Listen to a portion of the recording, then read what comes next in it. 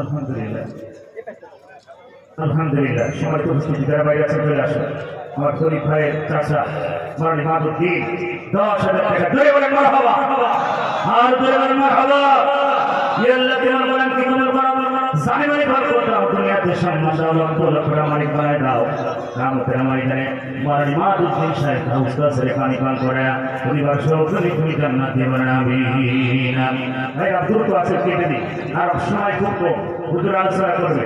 আপনারা যদি পারেন হুজুর 5,000 10,000 দিয়ে দেবেন। ডান পাশের ভাইরা, বাম পাশের ভাইরা, সামনের ভাইরা একটু দাঁড়িয়ে বলে হুজুর এই মাদ্রাসার জন্য আমি 5,000 10,000 20,000 যেটা পারেন আপনারা দিতে পারেন, সময় নষ্ট করা যাবে না।